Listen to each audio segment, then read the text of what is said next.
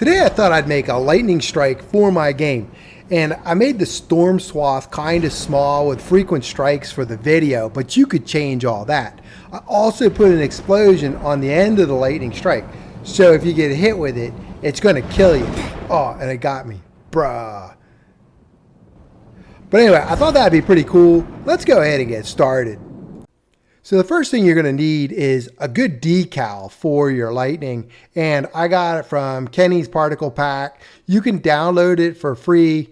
I'm sure donations are well appreciated. It's only $1 if you pay for it. I gave him like $100 because I know what it's like to try and get things going and then nobody gives you anything. But I'm using this one right here, this decal, and I uploaded it to Roblox. I gave him some credit. But you can download it for the video. I'll put this link in the description too, and then you can do get decal. This is my alt, so I don't need to get the decal. I'm working off a SimTech Gamer 7. And of course, you're more than welcome to use whichever decal you want. If you get the decal, just go ahead and bring up your game, go to Toolbox, and then go to Inventory, and then go to My Images, and there it is, Lightning. We will use that in a minute, but we have to set up our beam first. I'm going to use a beam for my lightning. Let's go ahead and close this for now. And I don't think I'm going to put the decoration on the terrain. So I'll go here, terrain, and go ahead and uncheck decoration. All right, so let's go ahead and add a part to the world. I'm going to use this part for my attachments and then the beam for the attachments. It's all going to be connected to the part. So I'm going to call this storm part. And we change the size of that. We're going to make it invisible, but not right away because we want to see where the storm is. I'm going to make the storm part one by one by one. There we go. We're going to anchor it so it doesn't fall because we're going to put it in the sky. Right? It doesn't matter about can collide unless you're flying and stuff. You might want to have can collide off. All right, now the storm part, I'm going to right click. I'm going to say group as model, because I want this to be a model. So I'm going to call this storm. And I think I need to move that storm part up in the air. I don't know how high you want your storm. But let's go to the C-frame position. It is right on the terrain surface. I don't know, maybe I'll move it up to like 150 studs.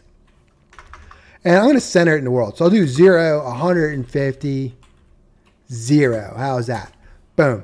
And you might have trouble finding that part. So if you hit F, it's going to frame in. There we are. We're up in the air.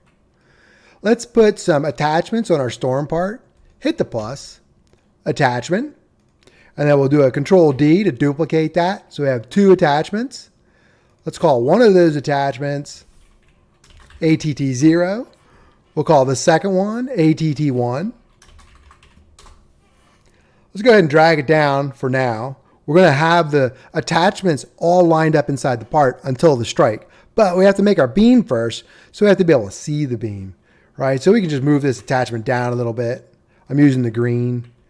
It's kind of hard to orient yourself, but that's all right. It'll be a little easier when we get the beam going. So on the storm part, hit the plus, B for beam. There we go. Now the beam has to be attached to the attachments. Oh, look at that. 2 of the properties of the beam is attachment 0. Click right here. ATT0. Attachment 1. ATT1. And we can't see it. That's kind of new. Just go ahead and put face camera. Now you can see it. All right, before you'd be able to see it, but it might look a little funny. You never know what you're going to get with a Roblox update, though. Let's make this beam a little thicker because the decal is going to take up some space, and everything that's not in the lightning strike is going to be invisible anyway. So let's make this beam pretty wide. So go to width 0, make that 50, and then go to width 1, make that 50. And it'll eventually go all the way to the ground, but we don't have it there yet. That's all right. We just need something to work with. Let's go to our toolbox and then inventory, my images. Mine's still selected. So I'm going to right click. Can I right click? Right click. There we go. Copy asset ID. And then on the beam, we're going to look for texture. And then we will do a Control V or click paste. There we go. And you can keep that beam moving like that if you want. For the video, I think I'm just going to make it still. Let's go ahead and close this because we don't need it. And I'm going to go to texture speed, make that 0 for now. Although we might want to have it moving because lightning strikes do look like they're moving. We're going to do some of that with code though. Now that doesn't quite line up, but that's okay. We're actually going to move that lightning bolt around. We're just using this as the center of the storm and as a place to keep our attachments. We're going to need two more things though. We're going to need a sound definitely. So let's go to our toolbox. Let's go to Marketplace. Go to Audio. And I found a cool sound. It was different than the video. Let's see, I wrote it down. I think it's something like Thunderstrike. Can't find it. It's on a little sticky somewhere. Thunder. Oh, how about Thunderbolt? Nope. Let's see. That's not bad. I'm going to pause the video and find one I like. All right, I found one I like. I think that's pretty good. I'm going to use that one. Let's go to our part and then I'll hit insert. There it is. Thunder, sharp, striking, rumbling.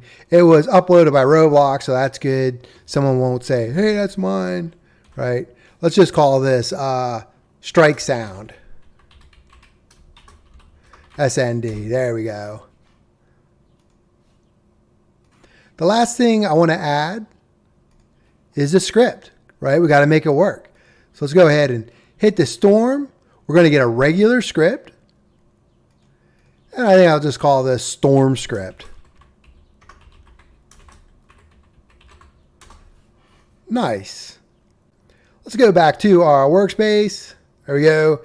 And on the beam, just so we can see it a little bit better, why don't we put a light emission on it too? So light emission, instead of 0, make that 1 so that it shines a little bit. And then for transparency, make that 0. There we go. That looks a little sharper, I think. Cool. Now let's get our ATT1 and we're going to put it back up there in that part. ATT0 is already there. Oh yeah. And then what we can do is just get ATT1. Let's look for the position. I'll make this 0 by 0 by 0. Boom, there we go. All right, now we're ready to start coding. Let's go back to our storm script. We will get rid of this print statement and let's get a variable for our strike part. Strike part equals script.parent.strike part. All right, I'm going to need a random number generator. So I'll say local rand equals random.new. And we could give it a seed value. How about tick? So that we get a different random number generation sequence every time. And we'll do a local storm swath. How about that? Right? Because we don't want the lighting to be in the same spot every single time. We'll make it like 50 studs. And we're going to need the debris service to clean things up because we're going to be cloning that strike in case we want to have multiple strikes. So we'll do game get service debris. What else do we need? How about an average delay? We'll put a loop in. We'll put it on a loop, but we'll give it a variable time. So I'm going to say the average delay time between strikes. I don't know. Let's make it like 8 seconds. It's a video. We don't want to wait too long. What else do I need? Ooh, I need to adjust the beam thickness so that the strike is going to look different. Sometimes it's going to be a wider strike, sometimes more narrow. And remember, we can also do that texture speed to change things around too. All right, so let's do a local. I'll say beam. How about beam width adjust? So I shorten that word a little bit. Let's do like 100 studs. Sometimes we want a really thick beam. You can play around with those numbers. And we're going to have a start location. Let's say, how about start position? And I already have it at 0, 100, and a 0, but we can move it. Let's do a vector 3 new, because you might want the storm to move. So it would be a good idea to know where the start position is in a variable. But I'm going to keep it the same as where the part is. I'm going to do one function and then one while loop. Let's just get the basic function going and we'll test it. See if you have an error right off. So we'll do local function, make strike, and I'll pass in my start position. This is the start of the lightning strike. And then what I'm going to do is I'm actually going to get the lightning strike. I'm going to clone the lightning strike part. So I'll say strike part clone so that we could have multiple strikes at one time. Let's get our strike part. There it is. And we'll do clone. Let me just move this up a little bit.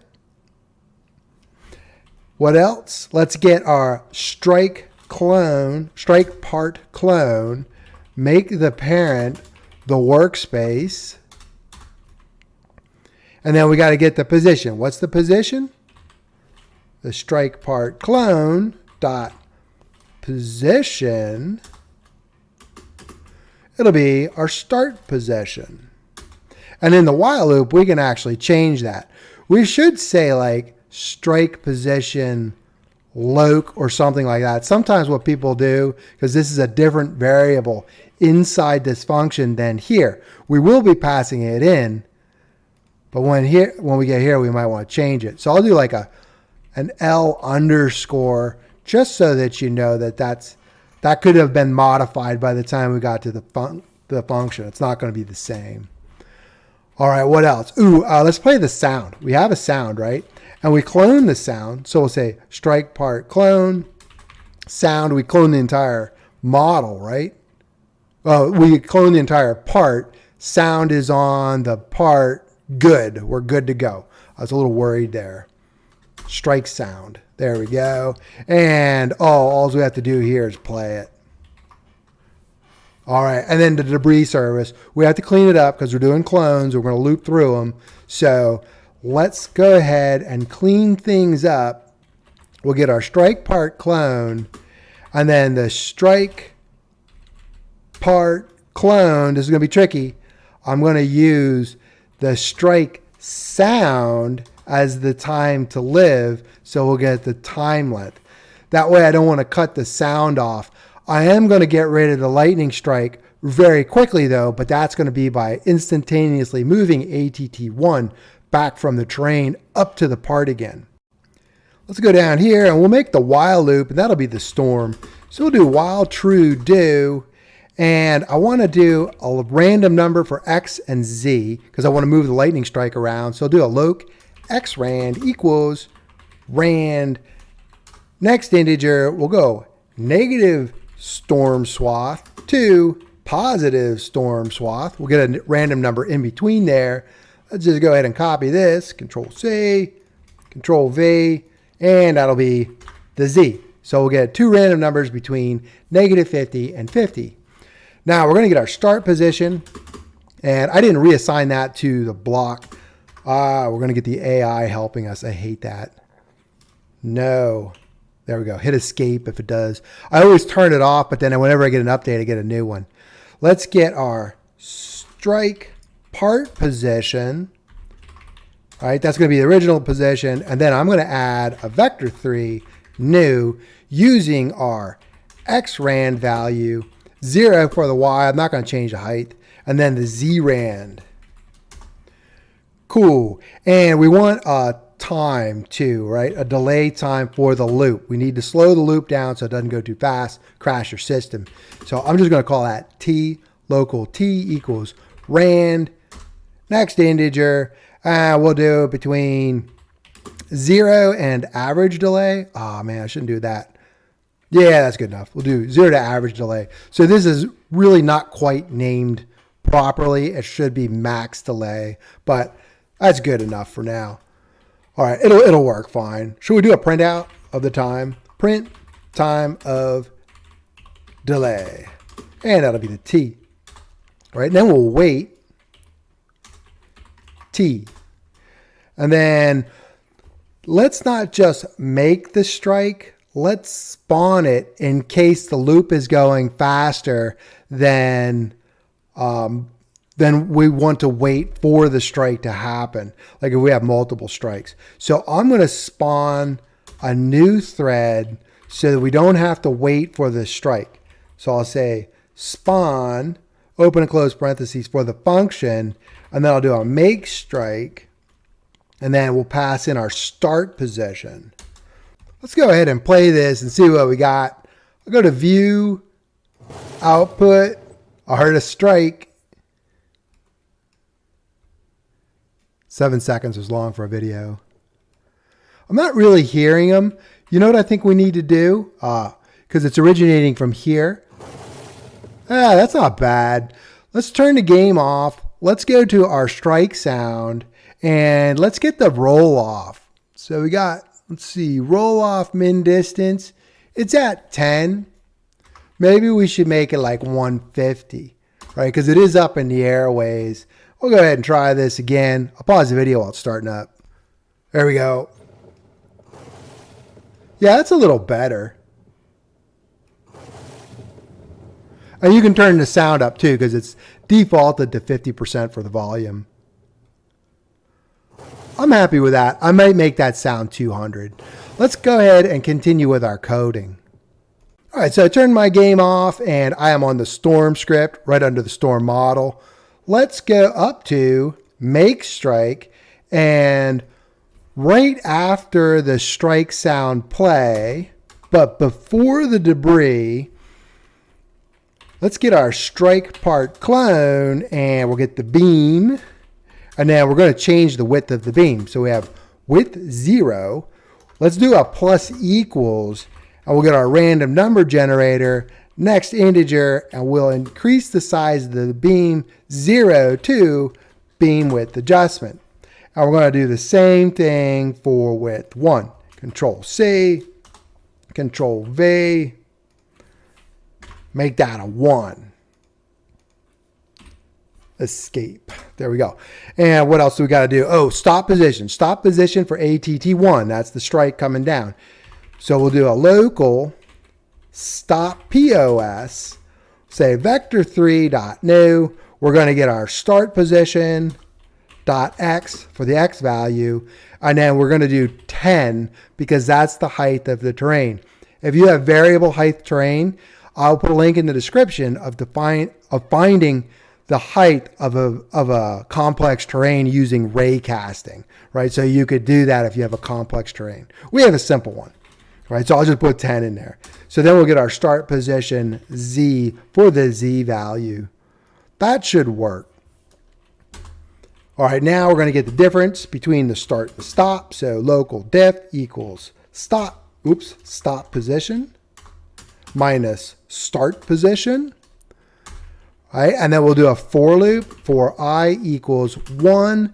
We'll do 5 steps in our strike downward, and we'll do it in steps of 1. So for I equals 1 to 5 in steps of 1, do strike clone part ATT1.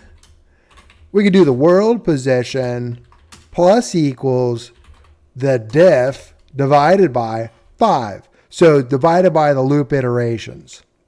So if you change this number to make the beam go slower downward, you'll have to change that number too. All right, and then we'll just do a very slight wait in between each for loop iteration. Let's go ahead and move our code up a little. All right, now when we get down here, I'm going to do another very slight wait. And all I have to do is put my beam back, right? So we'll do our strike part clone dot ATT1 dot world position equals strike part clone dot ATT0 dot world position. Should be good to go. Let's try it out. Hit the play. I increased the roll off for the sound to 200. Oh, that's pretty good. 200, and I also increased the volume too.